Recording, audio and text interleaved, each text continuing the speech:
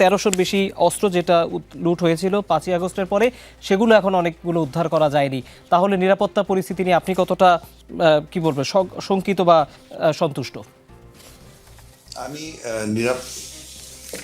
নির্বাচনকালীন পরিস্থিতি নিয়ে অতটুকু উদ্বিগ্ন নই, যতটুকু উদ্বিগ্ন এই নির্বাচনের পরবর্তী দিনগুলোতে এবং আগামী দিনগুলোতে যে অস্ত্রের কথা বললেন, এই অস্ত্র তাছাড়া যেসব সাজাপ্রাপ্ত অপরাধী চিহ্নিত যারা জেল নিয়ে গেছে এখন আছে, এবং আমি অবাক হব না যদি না তারা বিভিন্ন রাজনৈতিক গোষ্ঠীর আশ্রয়ে তারা থেকে থাকে, এবং তারাই তখন মাঠে নামবে।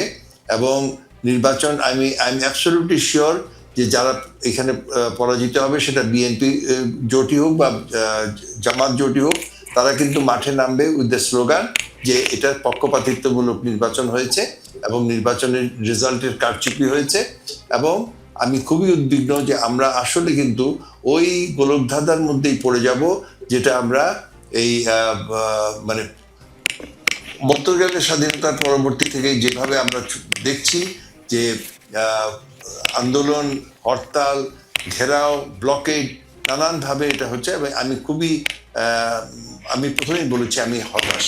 নিঃসন্দেহে জনাব ইশফাক ইলাহী চৌধুরী, ধন্যবাদ। আমরা আপনার অবজারভেশন জানাব। একেবারে আমরা শেষ পর্যায়ে জনাব ফাহিম মাসুদ, আপনাকে দিয়ে শুরু করেছিলাম, আপনাকে দিয়ে শেষ করি।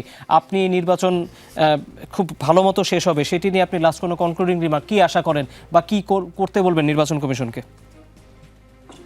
আমি আসলে নির্বাচন কমিশনকে কিছু করতে বলবো না, আমি সরকারকেও কিছু করতে বলবো না, কারণ ওনারা যতটুকু সমর্থ অতটুকু করেছে, যতটুকু ব্যর্থতা ওনারা সেটা দেখাচ্ছে। আমি আসলে জনগণের কাছে আপিল করব, দেখেন এই পর্যন্ত যতটুকু আমরা শান্তিপূর্ণ রাখতে পেরেছি, আমি মনে করি না এটা সরকারের কৃতিত্ব, নির্বাচন কমিশনের কৃতিত্ব বা ইভেন প্রার্থীদেরও কৃতিত্ব। প্রার্থীরা আসলে নিজের থেকে ভালো থাকে না, সেটা সবচেয়ে বড় কৃতিত্ব হচ্ছে যে আমার হাতে যে ডিভাইসটা আছে সেই ডিভাইসটা।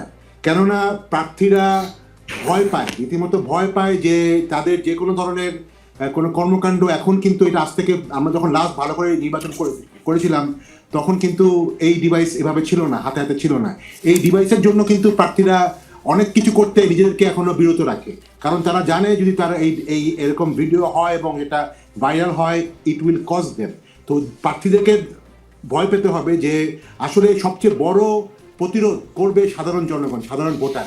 এই 8 লাখ 9 লাখ মানে যারা পাহারা দেওয়ার কথা আসতেছে, তারা কোনো পাহারাই দিতে পারবে না। নিঃসন্দেহে পাহারা আসলে দিতে পারবে সাধারণ ভোটাররা। তারা যদি নিজেদেরকে সচেতন করে, যখনই কোনো দেখবে কিছু, তখন তারা যাতে এই মোবাইলে রাখে এবং সেটা যাতে সোশ্যাল মিডিয়াতে ইনস্ট্যান্টলি তারা একটা দেয়, যাতে ধন্যবাদ জনাব ফাহিম মাসুদ।